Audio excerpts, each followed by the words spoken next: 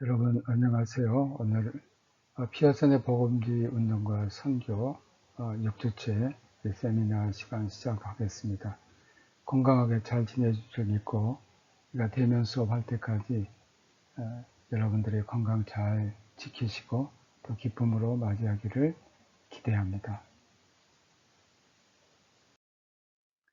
오늘은 피어선의 후기 사역으로 후기 영국 선교와 후기 미국에서 선교를 배우도록 하겠습니다. 후기 영국 선교에는 그의 영적인 삶이 더 강화되는 그런 이야기들이 있습니다. 그가 이제 나이가 많이 들게 돼서 육체적 고통에 허된 시련 속에서 그는 지냈습니다. 이런 육체적인 허된 고통의 시련은 사람들이 인격을 정화할 수 있고 또 영적 안목을 분명히 해줄 수 있는 그런 장점도 있습니다. 그것은 피어슨 박사의 경우도 마찬가지였고 그의 삶의 마지막 14년은 끊임없는 고통의 연속이었습니다. 1897년 1월 피어슨 박사는 60세가 됐는데 머리와 귀에 문제가 있었습니다. 또 듣는데 상당한 불편을 겪었고 끊임없이 이러한 일들로 정신적인 일에 방해를 받았습니다. 조지 뮬러와 다른 사람들과 교제를 통해 하나님이 의사라는 생각이 그의 마음을 크게 차지했습니다. 의학을 의지하지 않고 기도하러 하나님께 그의 고통을 맡기기로 결심했습니다. 고통이 너무나 심해서 그는 전문가의 조언을 구하러 떠났다가 의사에게 가려고 했다가 아니다, 하나님께 맡겨야 되겠다고 문 앞에서 멈춰 돌아왔습니다. 피어슨에게는 많은 의사 친구들이 있었고 그는 그들을 아주 존경하고 그들의 직업을 존중했기 때문에 일반적인 경우의 약의 사용을 거부하지 않았습니다. 여러분 아프다고 해서 피어슨은 기도하는 것은 물론이지만 또 의사를 통해서 약을 사용하는 경우 그것도 그는 인정을 했습니다. 그러나 이번에 그가 당하는 이러한 그 귀의 고통은 하나님께서 그의 신앙을 시험하는 것처럼 느꼈습니다. 1월 25일 버스턴에서 그 의사가 귀 내부에 염증이 있고 귀 전문의에게 진찰받으라고 권했습니다. 그러나 피어슨 박사는 이 병을 하나님의 손에 맡기기로 결정했습니다. 그리고 정확히 한 달 후에 모든 고통이 깨끗이 사라졌습니다. 똑같은 의사에게 진찰을 받았을 때 귀는 완전한 정상 상태에 있었고 고통은 재발하지 이것은 피어슨 박사가 경험한 하나님의 치료, 신뢰에 대한 첫 번째 중요한 경험이었습니다. 생애 후반기에 점점 더 육체적인 힘을 주시기를 하나님께 의지했습니다. 그는 약을 사용하는 것, 또 외과적 수술을 비난하지 않았습니다. 또 육체적 질병의 치료를 위해 하나님만을 의지하는 것이 모든 크리스천의 의무라고 믿지 않았습니다. 그러니까 우리가 여기서 균형을 잘 잡아야 됩니다. 하나님께서 의사를 또는 약사를 통해서 우리의 병을 치료하는 것, 이것도 하나님의 치료입니다. 또 하나는 하나님께서 직접 치료해 주신다는, 그렇다고 해서 모든 육체의 질병을 하나님만을 의지해야 된다. 그것이 크리스천의 의무다. 그렇게 의사에게 의지하는 것은 믿음이 없다. 이렇게 보지 않았다는 겁니다. 인간이 육체적, 정신적 치료에 대해 언급하고 있는 법칙들을 연구하는 것이 의무임을 강조했습니다. 그러니까 몸과 정신, 그리고 마음을 전적으로 하나님께 복종시켜야 함은 그런 강조했습니다. 그 문제에 대한 그의 확신은 다음과 같이 간단히 요약할 수 있습니다. 첫째, 병은 제 결과 중 하나입니다. 그러니까 모든 병이 제 결과가 아니고 그 결과 중 하나라는 것, 또 육체적, 영적 법칙들이 깨어짐을 의미하는 겁니다. 그러니까 우리가 병에 걸렸다는 것은 어떤 육체적인 법칙, 그러니까 내가 건강을 위해서 운동도 해야 되고 먹는 것도 주의해야 되고 이런 어떤 육체적인 그러한 법칙들이 깨질 때, 또 영적인 법칙들이 깨질 때 우리가 거룩하게 살아야 되고 방탕한 생활을 하지 말아야 되고 이런 것들이 깨어질 때 병이 오게 된다는 겁니다. 그러나 치료의 능력은 우선적으로 어디에 있느냐면 하나님의 수중에 있다는 겁니다. 그러니까 근본적으로 우리를 치료해 주신 분은 하나님이시다는 겁니다. 하나님께서는 치료하실 수 있고 의약품의 사용 없이도 종종 치유하시는 겁니다. 우리가 볼 때는 그런 분들도 주위에 있습니다. 도저히 인간의 힘으로 고칠 수 없는 병을 하나님께서 치료해 주신 분들을 우리가 볼 수가 있습니다. 하나님께서는 그가 자연 속에 마련해 놓으신 그 자연 치료, 이 치료를 통해서 더 자주 치료하시며 인간에게 그것을 발견할 수 있게 하신다는 겁니다. 그러니까 우리가 하나님께서는 우리 인간에게 자연적으로 치료할 수 있는 그런 길을 열려 주셨다는 겁니다.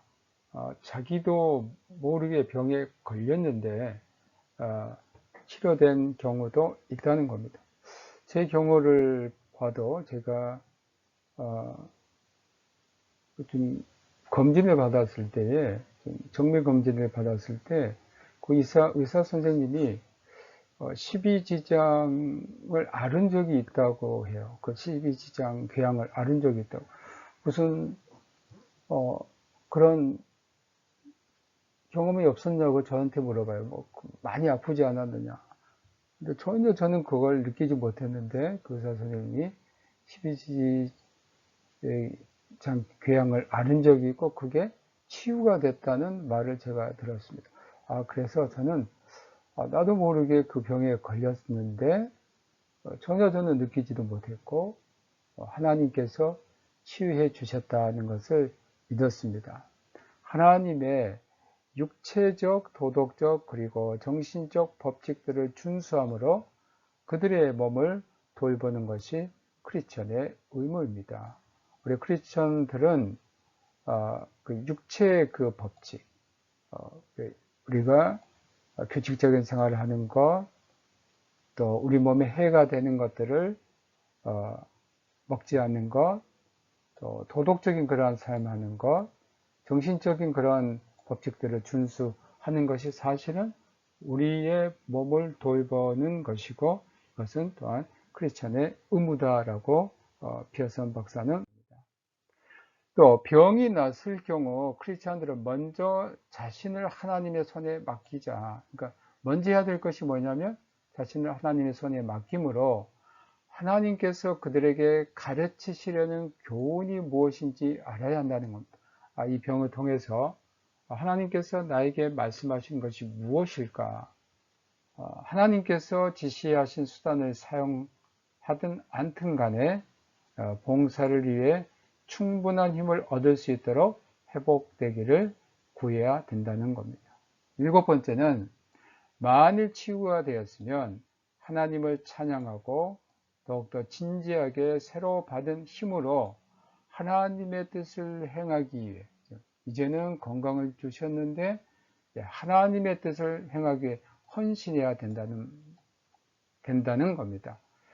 만일 치유가 지연되더라도 몸과 마음으로 죽든지 살든지 상관치 말고, 그러니까 치유가 좀 늦게 되니까 걱정하고 나는 정말 이러다가 죽지 않을까, 그런 걸 다 그냥 하나님께 맡기고 하나님께 영광을 돌려야 한다는 겁니다. 이렇게 받는 고통과 병은 건강의 회복을 통해 올 수 있는 것보다 더욱더 강한 증거를 지닌다는 겁니다. 우리가 병들었을 때에 이 병이라는 것을 병에 지지 말고, 우리 잠언에 보면 심령은 우리 인간의 육체의 병을 능히 이길 수 있다라고 하는 말씀이 있어요. 그러니까 하나님께서 어떤 뜻이 있는지, 이 병을 통해서도 하나님께 영광을 돌려야 된다. 그런 마음을 갖는 것이 바로 질병이 있을 때 우리의 태도다라고 피어슨 박사는 가르칩니다. 다음으로 영국에서 피어슨 박사가 조지 뮬러와 만나는 그러한 일이 있습니다.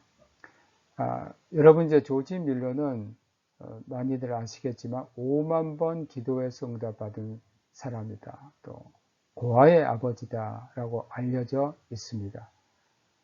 피어서는 조지 뮬러와 20년 동안 유익한 교제를 했습니다. 뮬러는 영국 브리스톨에서 1898년 3월에 소천했습니다. 이 일은 크리스천들에게 커다란 상처로 남았습니다. 최근 의사들로부터 활동하지 말라는 지시를 받은 피어슨 박사에게도 큰 타격이 있습니다. 피어슨 박사는 브리스톨의 예언자이자 언러인 조지 뮬러를 그가 만난 사람 중 가장 위대한 분 중에 한 사람이다. 또 그의 삶에 가장 깊이 영향을 끼친 사람이라고 생각했습니다. 피어슨이 뮬러의 내력에 처음 소개를 받은 것은 프랜시스 웨일랜드 박사가 쓴 신뢰의 삶이라는 작은 책자에서 그는 조지 뮬러에 대해서 알게 되었습니다. 유럽에서 돌아오는 도중 그에게 큰 감명을 주었고 몇 년 후 이 감명이 더욱더 깊어졌습니다. 어떤 유니테리언 목사가 뮬러를 방문하고 인터뷰한 것을 묘사하는 이야기를 들었습니다. 이 목사는 뮬러와 대화를 하면서 전능자를 본 하나님의 한 왕자와 직면하여 이야기하는 것 같다라고 그 소감을 말했습니다. 1878년, 1879년 뮬러가 미국에 있었을 때의 편지로 개인적인 관계가 시작됐습니다. 먼저 필라델피아, 디트로이트에 있는 피어슨 박사의 집을 방문했고 또 나중에 영국 브리스톨에 있는 뮬러의 집을 방문했습니다.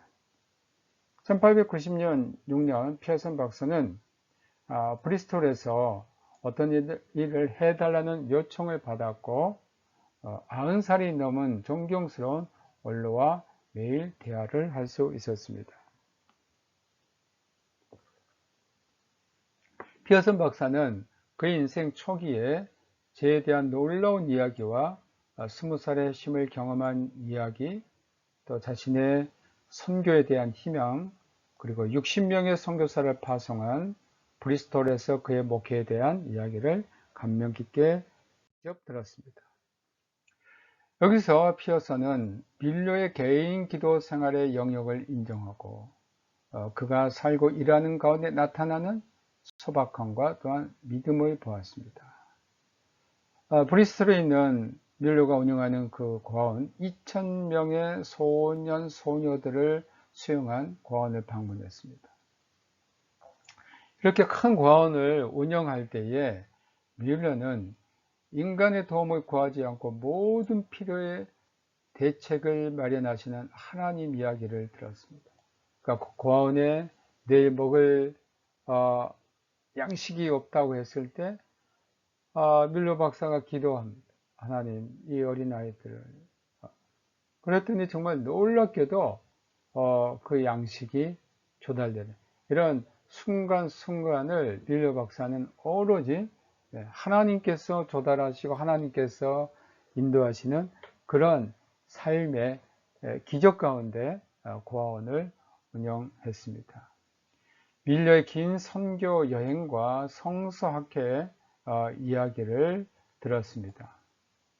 또 미션 스쿨을 설립했고 200만 부의 성경을 복사해서 배포를 했습니다. 당시 60세의 피어슨 박사는 배우기에 늙지는 않았습니다. 그는 지식에 대한 강한 열망, 겸손함으로 밀러가 기도를 들으시고 응답하시는 하나님을 나타내는 자세한 증거를 제시할 때에 경청했습니다. 밀러는 그의 특유의 정확성으로 이렇게 대답했습니다.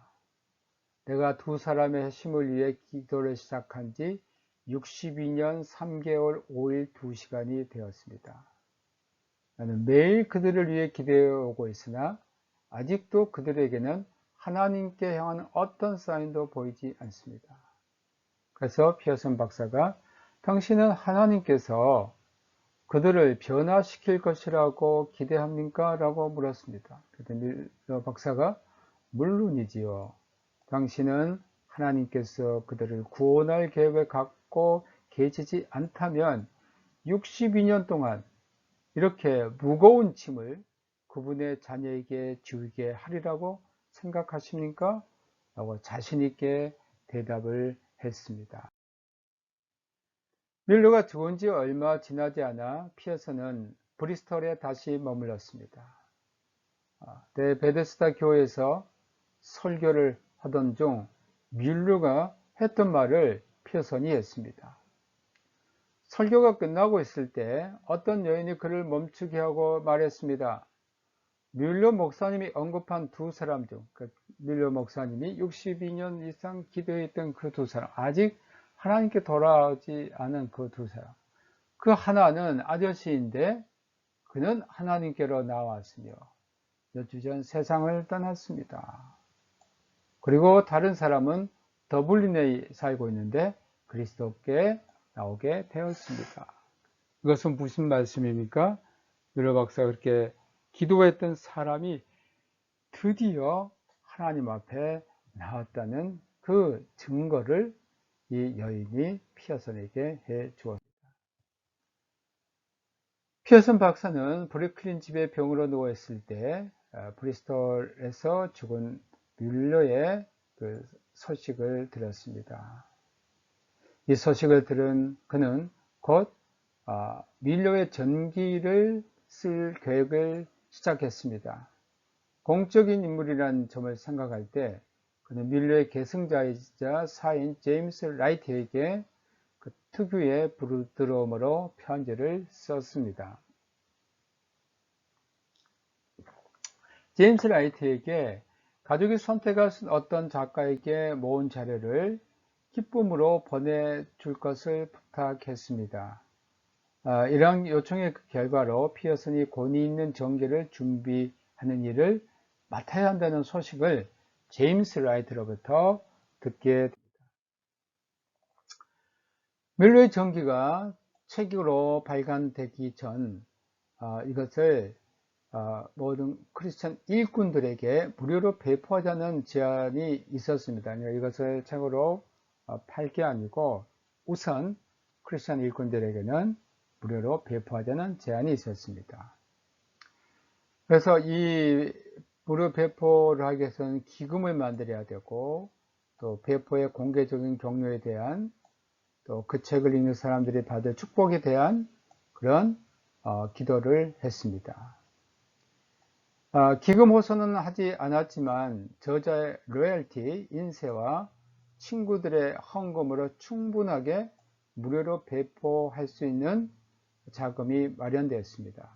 그래서 3,000권의 책이 전 세계 선교사들, 목사들에게 무료로 배포되었습니다.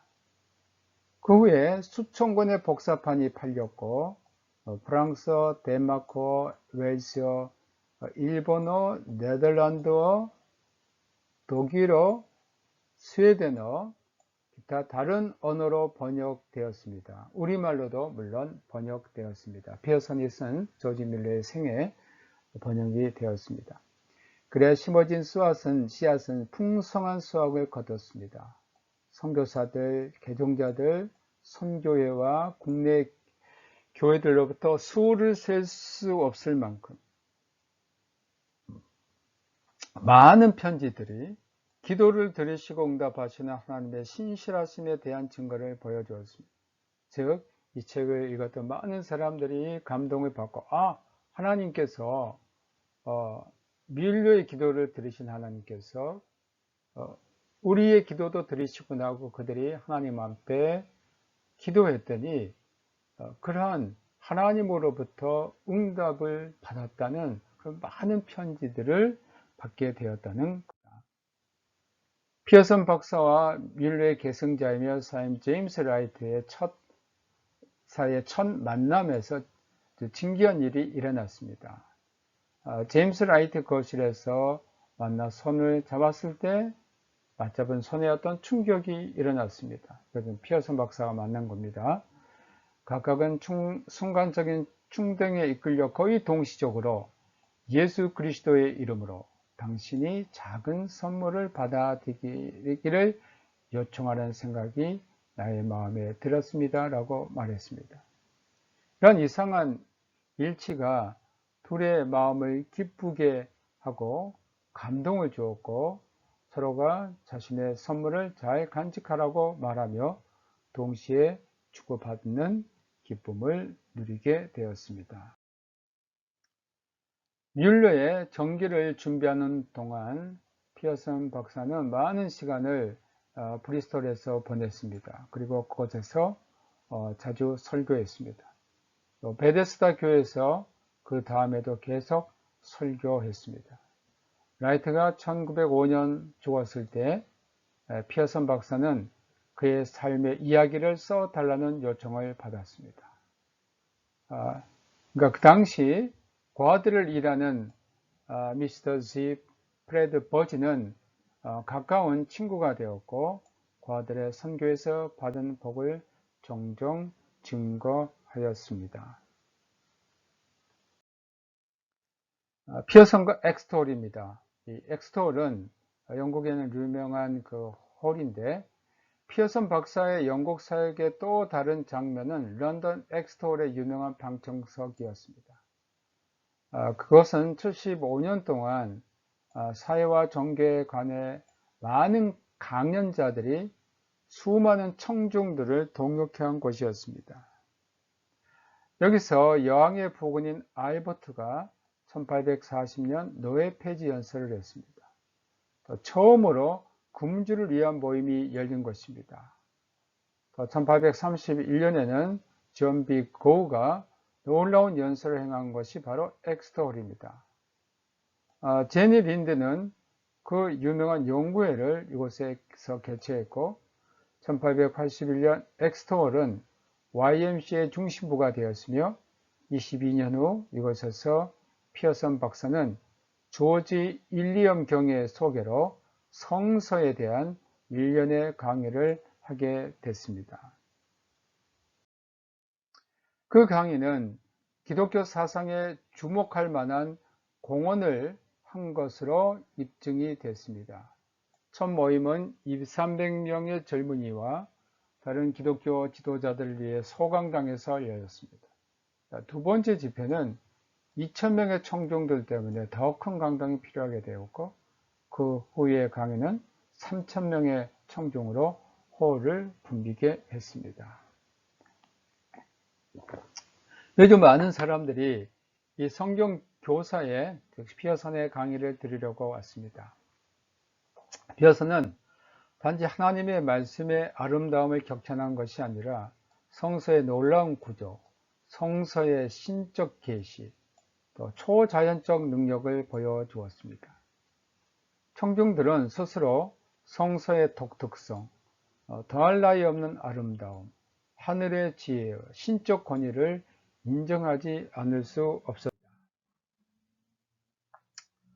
그래서 우리가 피어슨과 성경 공부에 관해서 잠시 살펴보겠습니다. 피어슨 박사의 성경 공부 방법을 완전히 제시하는 것은 불가능합니다. 그는 성서 자체를 주로 의지해서 공부했습니다. 그러니까 그가 가장 중요시 여긴 것은 성서 자체였습니다. 그는 성경을 연구할 때 원서를 가지고 연구했습니다. 즉 구약의 히브리어 텍스트, 신약의 헬라어 텍스트를 가지고 연구했고, 가능한 한 하나님의 뜻을 발견하기 위해서 엄선된 주석의 도움을 받았습니다. 그러니까 처음부터 주석에 의지하지 않고 원서를 연구했고, 그 다음에 엄선된 주석의 도움을 받았습니다. 그는 사방에서 빛을 모아 그 많은 광선이 그 자신의 마음에 초점을 맞추게 하여 그 빛을 다른 사람들에게 나누어 줄 수 있도록 했습니다. 그의 서가에는 성서의 논평, 사피어의 성서의 성스러운 일치, 또 버나드의 예수 그리스도의 중심적인 가르침, 사피어 머레이, 그리고 모울의 에베소서 강해 등이 꽂혀 있습니다. 이런 책들도 사실 피어슨이 성경 연구에 참고했던 책들입니다. 요한계시록에 있는 어떤 난해한 부분에 대해 그가 말한 때가 있습니다. 그가 이렇게 말했습니다. 어떤 설교자도 1000번 이상 이 책을 읽지 않고는 이 장을 이해하기를 바랄 수가 없습니다. 난 요한계시록을 1000번 읽었습니다. 그렇기 때문에 나는 내가 그 부분의 완전한 의미를 깨닫지 못했다는 사실을 알고 있습니다. 그만큼 난해한 부분이 있을 때에 피어슨 박사는 그래서 1000번 읽었다는 겁니다. 우리나라의 유명한 부흥 강사 목사님 길선주 목사님이 사실 3.1 운동의 민족 대표 33인 가운데 한 분이신데, 분이 옥중에서 요한계시록을 만독을 했다는 이야기는 매우 유명한 이야기입니다. 성서의 더 깊은 비밀을 연구하는 사람들에게 그는 6가지 성경 공부를 위한 법칙을 제시했습니다. 철학, 과학, 시, 또 역사에 관한 어떤 책도 이러한 법칙들을 필요로 하지 않습니다. 그러나 이 6가지 법칙 없이는 아무도 성서의 진정한 뜻을 간과할 수가 없습니다. 첫 번째는 피어슨의 그 성경 연구법 탐구입니다. 여러분도 이게 많은 도움이 되리라고 봅니다. 불가세한 것은 해변가에 있는 조개처럼 표면에 나와 있지 않고 광맥 속에 있는 금덩이처럼 숨어 있다는 겁니다. 그러므로 그것은 파내져야 합니다. 그러니까 성경의 그 말씀을 이해하기 위해서는 광맥 속에 있는 그 금덩이, 그 숨어 있어요. 그 금덩이를 찾기 위해서 파내고 파낸 것처럼 성경 말씀을 열심히 파고 탐구해야 된다는 겁니다. 그 다음에 명상입니다. 반추와 유사한 과정이 있습니다. 당신이 성서를 상고함에 따라 그것들로부터 생명의 능력을 끌어냅니다. 그러나 명상하라는 겁니다. 명상, 메디타치오라는 것은 성경을 계속해서 생각하고 생각하는 겁니다. 그러니까 한 말씀, 또 한 단어, 한 구절을 끊임없이 생각하는 겁니다. 그것이 100번도 좋고 1000번도 좋습니다. 명상 없이 성서를 읽는 것은 소화시키지 못하면서 음식을 먹는 것과 같다는 겁니다. 세 번째, 비교입니다. 따로 뽑아낸 본문으로부터 이 세상의 모든 실수는 명백한 지지를 받을 수가 있습니다. 그러나 교리와 실행에 있어서 잘못된 성경 전체의 테스트를 받지 않을 수 없습니다. 우리는 한 구절이 다른 구절을 해석하거나 다른 구절부터 얻은 잘못된 인상을 교정할 수 있도록 성서와 성서를 비교해야 한다는 겁니다. 그러니까 성경을 가지고 성경을 해석해야 된다. 그러니까 한 구절만 가지고 성경을 해석해서는 안 된다. 그와 관계된 다른 구절을 가지고 성경을 해석해야만 한다. 이것은 마틴 루터도 성경 자체가 성경을 해석한다라는 아주 유명한 그의 성경 해석법을 말합니다.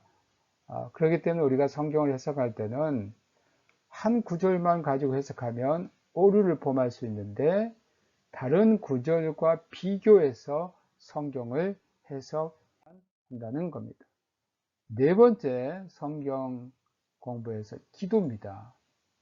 내 눈을 열어 당신의 기이한 법을 보게 하소서. 이것은 성경 공부에 정말 하나님께서 우리의 눈을 열어서 하나님의 기이한 법을 보여주셔야만 된다는 겁니다. 이게 이제 기도를 통해서 할 수 있는 겁니다. 영감을 주는 성령은 설명을 하는 영이어야 된다는 겁니다. 그러니까 하나님의 성경은 하나님의 성령의 영감에 의해서 쓰였기 때문에 우리가 그 하나님의 성령께서 이것을 가르쳐 주시도록 기도해야 된답니다. 기도는 지적인 눈의 비밀을 밝히는 겁니다.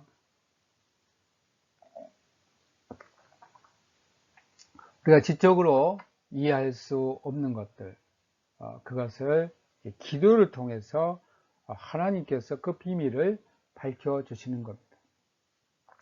다섯 번째는 믿음입니다. 인간의 다른 모든 분야에서 인간은 그들이 알고 있는 것을 믿습니다. 그러나 성스러운 계시 속에서 인간은 그들이 믿는 것을 알게 됩니다. 자, 여기서 아주 중요한 말이 있습니다.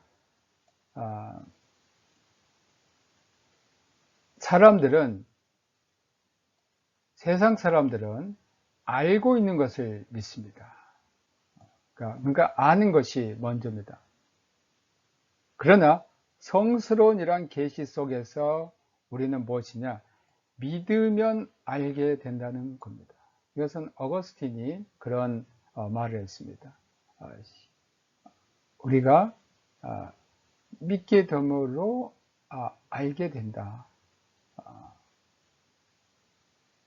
우리가 이러한 하나님의 말씀은 그것을 알게 됐기 때문에 믿는 것이 아니고 믿으면 알게 된다는 겁니다. 신앙은 지식을 확실히 하기 위해 하나님의 말씀을 받아들여야만 합니다. 그러니까 믿음은 하나님의 말씀을 받아들입니다. 이사야가 아합에게 만일 내가 믿지 않으면 내가 정령 서지 못할 것이라고 말한 것처럼 그 믿음은 지식을 확실하게 합니다. 여섯 번째는 순종입니다. 우리는 첫 번째 교훈을 실행할 때까지 결코 두 번째 교훈을 배울 수가 없습니다. 그의 뜻을 행하는 자라야 그의 가르침을 압니다. 하나님의 뜻을 행하는 자는 하나님의 가르침, 말씀을 압니다. 의심은 언제나 불순종의 결과입니다. 우리가 성경에서 어떤 명령을 발견할 때 그것을 행동으로 옮기고 우리의 인격이 되게 하라는 겁니다. 하나님께서 가르치신 것에 순종하면 그의 뜻은 우리를 더 광범위한 지식으로 인도할 것입니다. 그러므로 탐구와 명상, 기도, 비교, 기도, 믿음, 순종에 의해 우리는 이 성경의 저자가 하나님이심을 볼 수 있습니다. 우리는 인간의 타락한 상태와 또 본성의 치료책을 발견하며 하나님의 신비에 대해 더 깊은 지식에 이르게 된다는 겁니다. 다음으로 그의 후기 사역, 미국 선교 여러 캠프에서 많은 결신자를 얻게 됩니다. 그의 말년, 그의 가족이 다니던 브루클린의 베드포드 장로교에서 보다 더 편안하고 유력하며 인정을 받은 곳은 없었습니다. 여기서 허친스 목사와 에드워드 영 박사의 친구이자 조언자였고, 자유롭게 봉사했고, 또 그곳의 차플과 교회 건물에 공헌을 했습니다. 신앙과 열정은 전염되어 영감을 받은 목사들과 성도들은 하나님의 도움과 그들 자신의 단결된 노력으로 불가능해 보이는 일을 성취할 수 있다는 확신을 가졌습니다. 여러분, 지금 코로나19가 엄청난 전염의 힘을 발휘해서 전 세계적으로 대유행이 되는 팬데믹 현상을 가졌습니다. 그런데 신앙도 또 열정도 전염력이 있습니다. 여러분들이 정말 뜨거운 그런 신앙을 갖고 있으면 그 신앙이 여러분 주위에 있는 사람들에게 전해지고 그게 새로운 현상을 만들어내고 하나님의 일하심을 우리가 그곳에서 발견하게 됩니다. 보이지 않는 바이러스도 엄청난 영향력을 가질 거는 하물며 우리가 예수 그리스도의 그런 신앙과 열정을 가지고 이런 영향력을 발휘하지 못한다면 우리의 신앙을 한번 생각해 봐야 되지 않겠습니까? 오번가 장로교회와 뉴욕시에 있는 제1침례교회에서 또한 중요한 봉사를 했습니다. 보스턴과 웰세스터에서, 필라델피아와 볼티모어에서, 미시간의 디트로이트에서, 온타리오의 토론토에서, 그리고 텍사스의 댈러스에서 같이 있는 봉사를 조지 아틀란타에서 열린 집회에서 강연했는데 다른 남부의 중심지들과 로스앤젤레스에 있는 태평양 연안, 샌프란시스코와 다른 도시에서도 강연을 했습니다.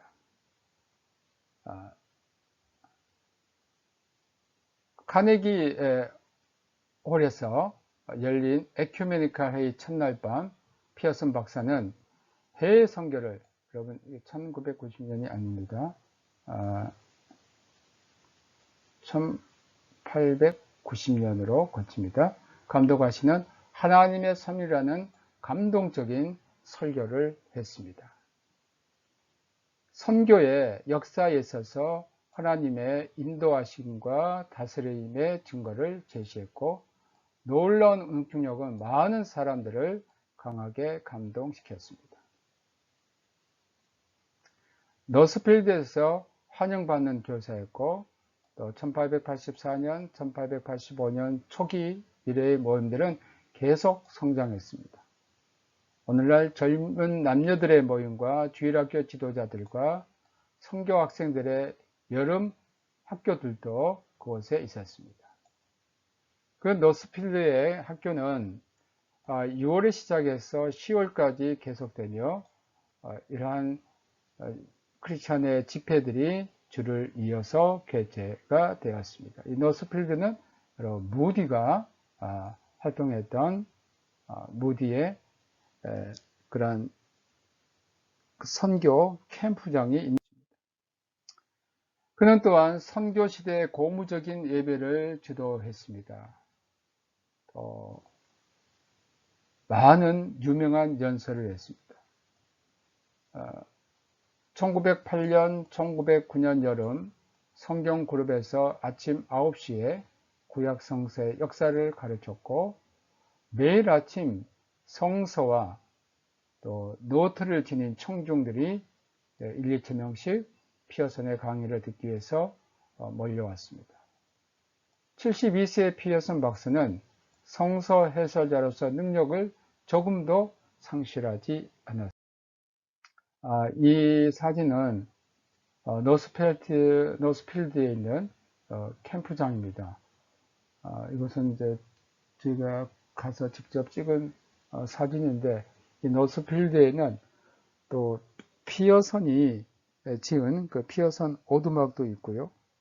또 피어선의 그 거리 이름 가운데, 길 이름 가운데 피어선 길이라는, 피어선 로드라는 그런 길도 있습니다. 디트로이트 목회 시절 시작돼서 너스필드 초기 모임으로 강화된 D.L. 무디와 우정은 무디가 1899년 12월 갑자기 하나님의 부름을 받기까지 계속되었습니다. 이 하나님의 종이 쓴 마지막 편지들 중 하나는 그들 사이에 존재하는 이해를 증명했습니다. 이것은 무디가 피어선에게 쓴 편지입니다. 나의 사랑하는 피어선, 나는 나에 대한 당신의 신뢰에 대해 진심으로 감사하고 있습니다. 그로 인해 하나님의 복이 함께 하시기를 빕니다. 당신이 하나님의 말씀의 완전함을 주장하는 것처럼 나도 그렇게 하기를 간절히 바라고 있습니다.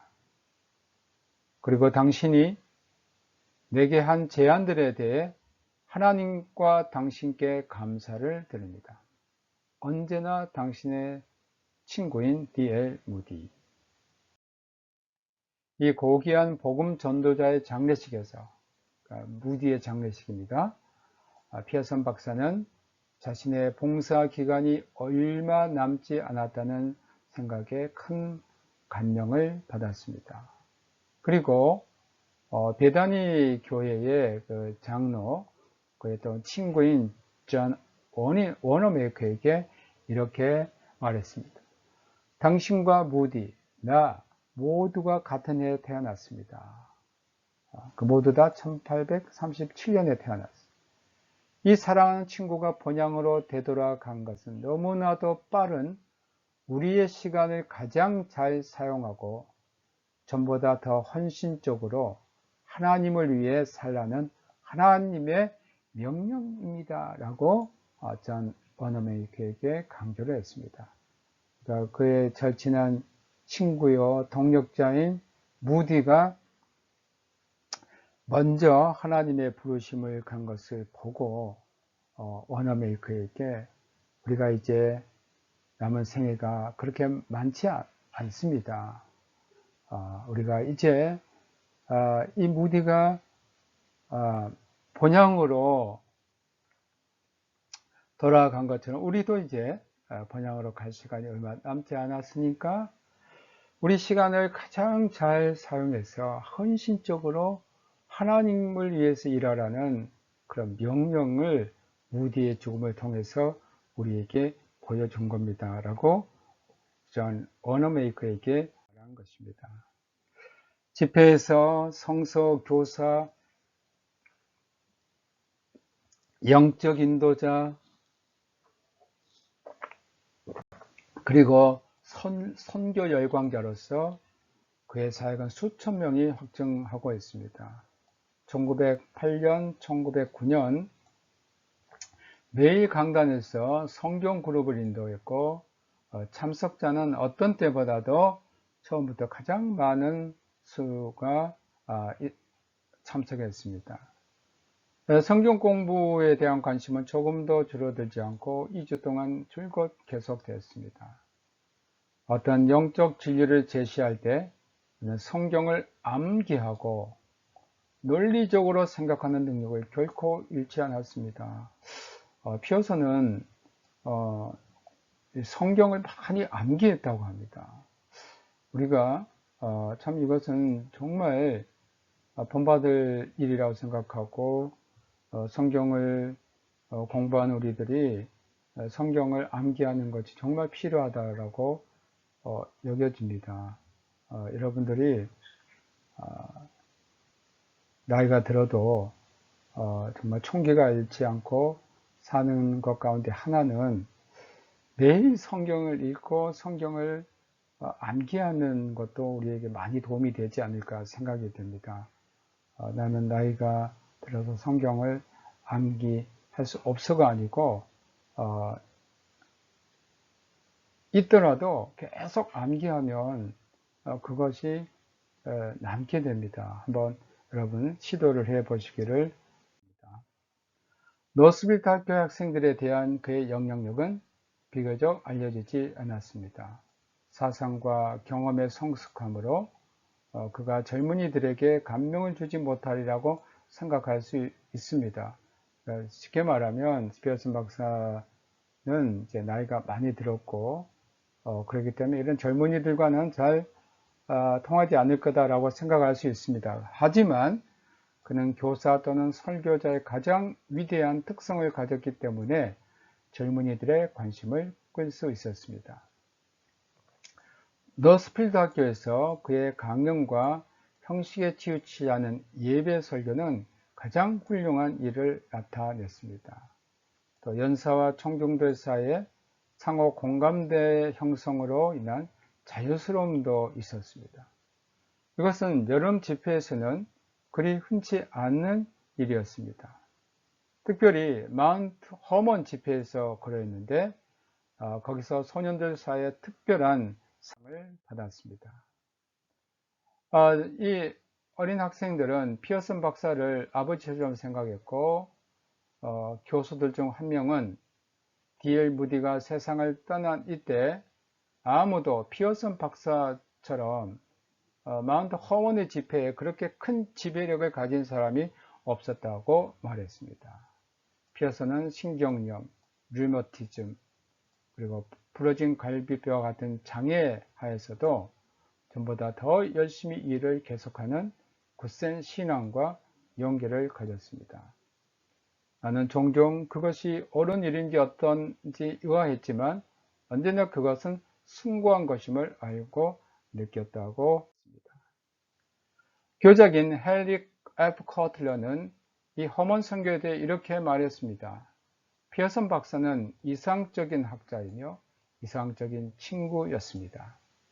그는 우리 학생들과 종종 공을 차며 놀았고 우리는 그를 알고 사랑했습니다. 학생들은 그의 학식을 존경했습니다. 그의 표현은 완전 무결했고 문학에 대한 그의 이해는 정확했습니다. 그는 어쨌든 학생들 각자가 상당한 인물이 될 수 있다는 감명을 주었는데 그것은 우리들에게 복된 일이었습니다. 그가 마운트 허먼 강단으로 왔을 때 소년들은 끊임없이 박수 갈채를 보냈습니다. 그가 떠났을 때 그들은 언제나 그를 위해 주께서 당신을 축복하시고 복주시리라는 노래를 불렀습니다. 그들은 참으로 피어슨 박사를 존경했습니다. 왜냐하면 언제나 그들에게 복음을 전해 주었기 때문입니다. 그는 우리에게 신앙의 영웅 중 한 사람이었습니다. 이렇게 피어슨 박사에 대해서 말씀합니다. 자녀들의 삶을 형성하고 손녀, 손자들에게 감명을 준 것은 공적인 사람, 설교자 또는 저술가로서 피어슨 박사라기보다는 가정에서 피어슨 박사입니다. 빙햄턴 집에서 첫 아이가 태어났을 때 피어슨 박사의 아버지는 그에게 내 아들아, 너는 너의 전 교구인들에게 하는 것보다 그 아이에게 더 큰 책임이 있다라고 말했습니다. 세월이 흐름에 따라 부모로서 충고의 결과들은 그의 가족들 안에서 점점 증가했습니다. 당시 크리스천 부모들조차 자녀들이 환영하지 않는 율법들을 준수하도록 강요하기를 주저했습니다. 많은 사람들이 그들의 자녀에게 자기 부정의 자세보다는 자기 부인의 자세보다는 방종한 태도를 갖게 만들었습니다. 그러니까 아이들을 그리스도의 말씀으로 잘 양육하고 또 자기 자신을 부인하며 정말 그리스도를 따르는 그런 삶을 사는 데보다는 그냥 그 자녀들을 방종한 삶을 살도록 놔두었다는 겁니다. 그 결과 방종한 아들, 딸들에 의해 얼마나 많은 불명예와 재난을 그 부모들이 슬퍼한지 모릅니다. 피어슨 박사는 7 자녀 모두를 15살 이전 회중 앞에서 그리스도를 구주로 고백하게 했습니다. 직업을 선택할 나이가 되었을 때 그들 각자는 크리스천으로 봉사할 수 있는 직업을 선택했습니다. 모두 피어슨 박사 가정에서 주장한 크리스천의 이상에 완전히 일치된 평생 반려자를 택해 결혼을 했습니다. 피어슨 박사의 자녀들 중 셋은 해외 선교 분야에서 봉사하기를 자원했고, 한 명은 국내 선교, 그리고 나머지는 그들의 여가 시간을 도시 선교에 바치고 있었습니다. 그러니까 그 자녀들이 모두 선교 분야에서 하나님을 위해서 봉사하는 자녀들이 됩니다. 그들 모두는 능동적인 크리스천이었습니다. 그들이 받은 초기 훈련의 원리와 실행 규범을 자신의 가정 안에서 행하기를 원했습니다. 이 자녀들은 부모의 고상한 원리를 충실하게 따랐습니다. 그래서 그들이 받은 무한한 복과 일상 속에서 실제적 요인으로 우선권을 누구에게 두냐? 하나님께 두는 것으로. 삶의 우선권이 하나님. 그리고 받은 복을 간증했습니다. 신앙과 기도, 또 체계적인 베품의 행위, 이타적인 봉사의 규칙적 습관을 강조하므로 그렇게 삶을 살았더니 신앙, 기도의 삶, 베품의 삶, 이타적인 봉사, 규칙적인 습관 이랬더니 하나님께서 많은 복을 내려주셨다라고 그들은 말했습니다. 어린아이의 시기에 종종 고통스러웠던 규칙들은 성숙한 인격의 보루가 되었다는 것입니다. 그러니까 어린 아이 시기에 정말 그리스도의 그 말씀대로 사는 어떤 그 가정에서의 그런 규범, 그것이 어린이들이 참 어떨 때는 지키기 어려웠겠죠. 그런데 이게 그 자녀들도 성숙한 인격의 보루로 작용했다는 겁니다. 가족 안에서 피어슨 박사의 영향력 중 또 다른 중요한 면은 어린이 아이들 속에 넘치는 단결 정신에서 나타났습니다. 때때로 그들은 유럽, 인도, 일본, 중앙아메리카, 뉴욕, 필라델피아, 그리고 애리조나에 흩어져 있었습니다. 그 자녀들이 인도에서도 선교에 있었고요. 일본, 이런 세계 곳곳에 흩어져 있었습니다. 언제나 그들의 부모와 형제들 간에 정규적인 서신 연락을 취함으로 조화와 일치가 깨어지지 않았습니다. 일치는 분명히 그들의 그리스도 중심적인 분위기 속에서 성장했기 때문입니다. 특히 아버지의 제안으로 각 가정에 이루어진 동시적인 기도의 덕분이었습니다. 그러니까 피어슨 박사는 가정 밖에서도 정말 훌륭한 설교자로서 또 선교자로서 또 그리스도의 사역자로서 훌륭한 그런 모범적인 사람이었고, 또 가정 안에서도 이러한 모범적인 가장 아버지였다는 것이고 또 할아버지였다는 겁니다. 그러니까 피어슨 박사의 그 삶을 전체적으로 보면 그의 가정에서의 삶과 또 가정 밖의 삶이 신앙으로 일치된 삶이었다라고 할 수 있겠습니다. 여기까지 해서 우리가 피어슨 박사의 그 탄생부터 그의 후기 사역까지 전체적으로 거의 다 우리가 마쳤고요. 다음에는 우리가 그 이제 마지막 이제 사역, 그의 사역이 이제 한국까지 이어지는데 거기까지 우리가 공부하도록 하겠습니다. 여러분 수고하셨고요. 우리가 대면에서 수업할 때까지 건강 잘 유의하시고 그리스도 안에서 평강을 누리시기를 바랍니다. 감사합니다.